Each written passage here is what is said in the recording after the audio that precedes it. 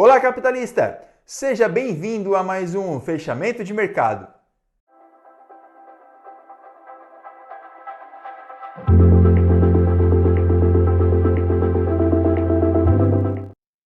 Na tela, então, nós temos o ativo Dow Jones no seu tempo gráfico de 1 hora. Como nós analisamos as movimentações para a semana, né, as possibilidades de movimento para a semana, eu sempre gosto de utilizar o gráfico de 1 hora. Assim, nós temos um direcionamento do movimento do preço, como um GPS, um direcional para nós estar podendo montar as nossas posições no intraday com uma expectativa macro. Que expectativa macro é essa? A expectativa dos movimentos que nós analisamos aqui na semana e projetamos ela para que possa ocorrer durante, né, no decorrer da semana subsequente. Aqui no Dow Jones, nós estamos observando uma estrutura de alta e os últimos movimentos que ocorreram, inclusive o movimento dessa última semana, foi um movimento de mitigação. Por que um movimento de mitigação? Bom, lá para trás tem muitas marcações, mas devemos nos atentar à movimentação, à última movimentação que ocorreu aqui no Dow Jones, tá? Utilizando este fundo com este topo. Nós viemos fazendo movimentos ascendentes na formação de preço. Esse movimento ascendente nos entrega uma expectativa de movimentação de alta. Inclusive, o nosso topo ele rompeu a máxima histórica do ativo, tá? Então, caracterizando ali uma continuidade de movimento comprador. Porém, a gente sabe que o preço não sobe em linha reta. Mas quando a gente pode identificar que uma tendência, seja ela de alta ou seja de baixa, ela chegue ao fim? Bom, pessoal, é sempre bom e bem importante, né, bom e bem importante, não sendo aqui, falando de forma errada, tá, mas, identificarmos qual é a nossa estrutura que estamos analisando. Essa aqui, que eu acabei de marcar, né, o nosso fundo e o nosso topo, é a nossa estrutura primária, a nossa estrutura maior. Dentro dela, nós temos as estruturas secundárias, que foram as ondas que eu fui montando aqui anteriormente, tá? Aqui são movimentos secundários.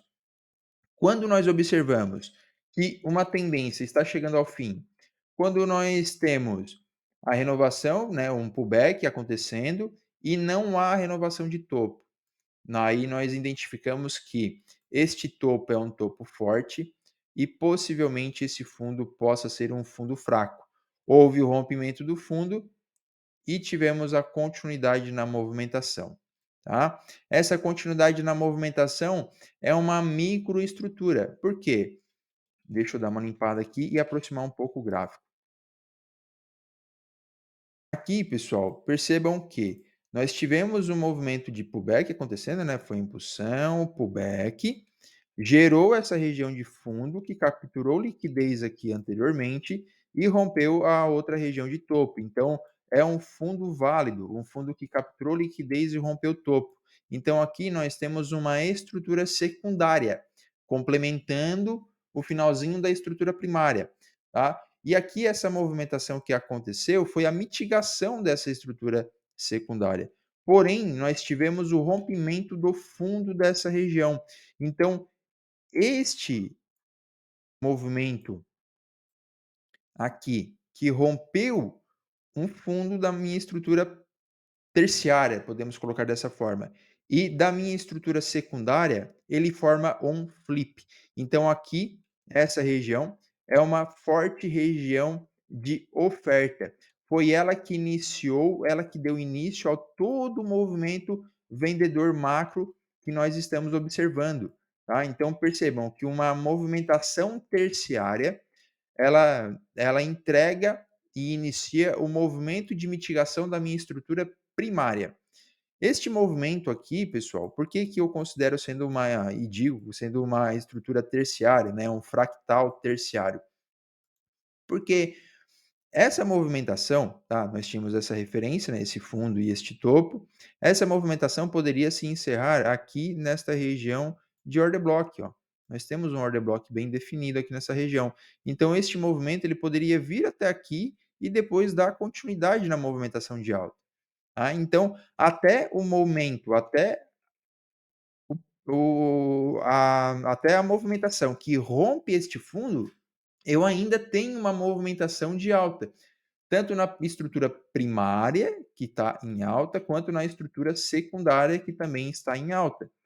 Quando essa minha movimentação terciária rompe a secundária, ela dá início, né, ela encerra o meu ciclo de alta na secundária e dá início à movimentação de baixa, de mitigação na minha estrutura principal, né, dando um movimento de mitigação para a minha estrutura principal. Pelo fato dessa região aqui ter rompido, né, o nosso fundo de referência para a continuidade do movimento de alta, ele acaba sendo a minha região de demanda. Então nós aqui, com o rompimento dessa região, teria a mudança de característica, né, e a mudança do market, do mercado, para a continuidade no movimento de alta, tá. Então naquela região, é sempre importante e ficar de olho, por quê? Nós temos, obviamente, aqui uma grande regiãozinha de demanda, mas logo acima nós temos um order block vendedor bem coladinho no preço e acima da região de extremidade, tá. Então, o preço ele pode sentir uma defesa vendedora nessa região por 2 fatores. Ele pode chegar aqui, mitigar o order block, capturar a liquidez que tem acima desse topo, que é um topo duplo, e depois fazer um pullback, tá? Pegando mais combustível e mais energia para possivelmente dar a sua continuidade compradora, se assim o mercado ter interesse. Bom, vamos analisar aqui as movimentações nessas regiões de demanda. A gente sabe que, tá, eu vou aproximar aqui o meu gráfico para ficar mais amplo a nossa leitura, mas sabemos que essas regiões já são regiões de order block lá embaixo, né, e regiões de demanda, tá? Regiões que o preço possivelmente poderia fazer a sua parada. Só que por que possivelmente? Por mais que a minha estrutura principal, né, seja um movimento comprador, a minha estrutura secundária está fazendo um movimento vendedor.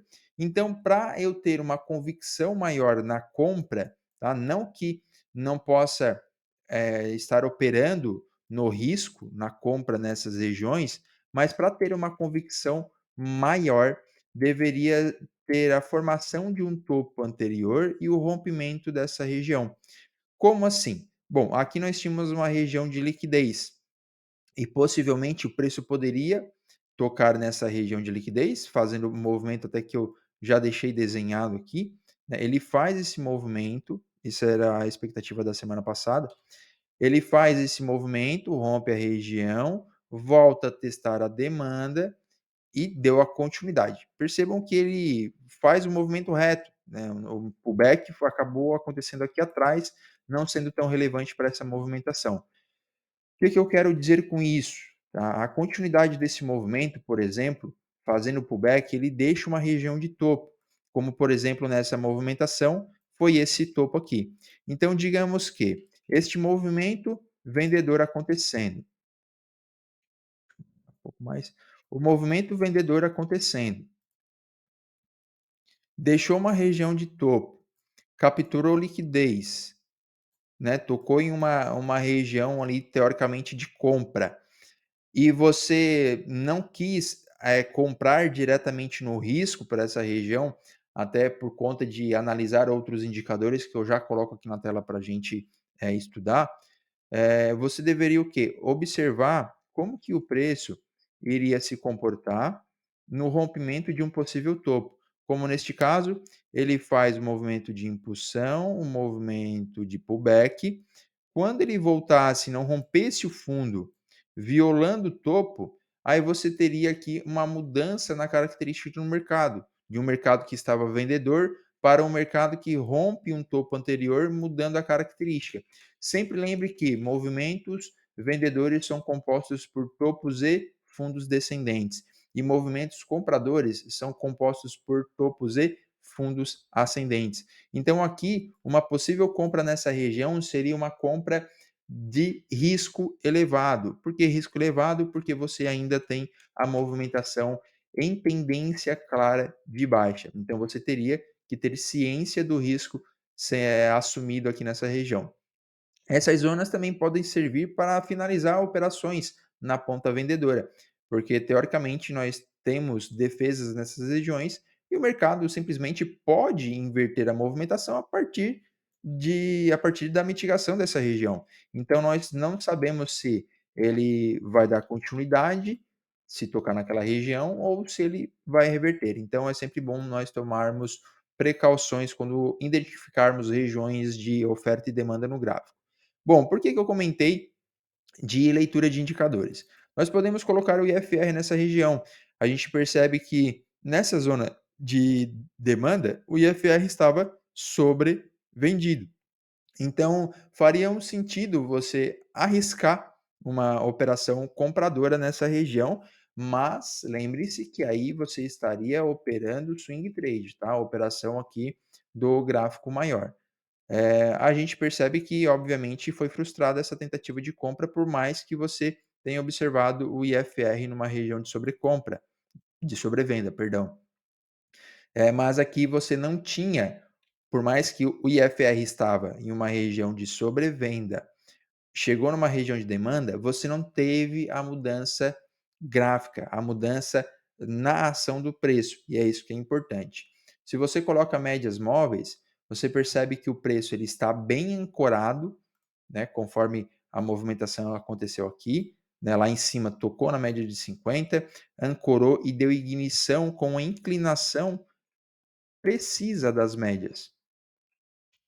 Se você observasse que a média, nesse caso aqui, ela começasse a fazer uma movimentação assim, um pouquinho mais lateral, aí você poderia ter uma configuração compradora com um pouco mais de confiança, ok? Então, nós tivemos aqui o preço tocando nessas regiões, não dando oportunidades compradoras, e chegou na nossa região de demanda.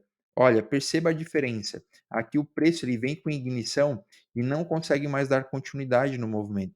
Perceba que a média começa a fazer o que eu comentei lá em cima. Ó, ela vem se aproximando do preço e vai arredondando o seu fundo. Ela vai inflexionando perto de já uma reversão da movimentação.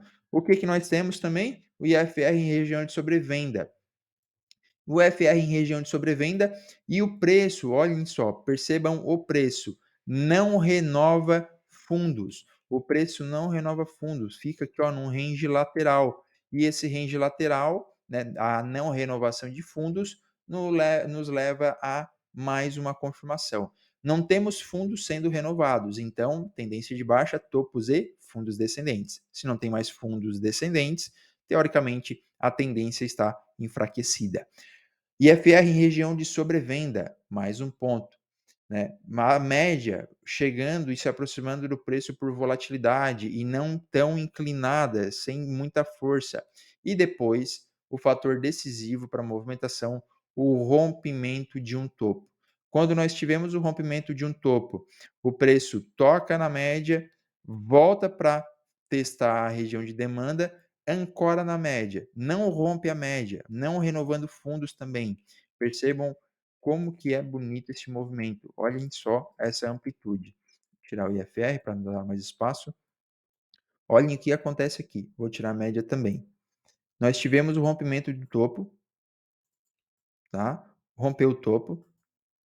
O preço, percebam aqui a formação já de um pivô, tá? Nós tivemos um movimento aqui, ó, de um pivô que rompeu, voltou para testar e deu continuidade. Aqui, pessoal, esse aqui é um candle gatilho. Esse é um candle gatilho, porque olhem as médias. Ele ancorou na média, ele fez o pullback, troca de polaridade aqui, ó, que era uma regiãozinha de resistência, virou um suporte, tocou na média, a média já estava, que é a média de 20, ela já estava apontando para cima, deu candle de ignição.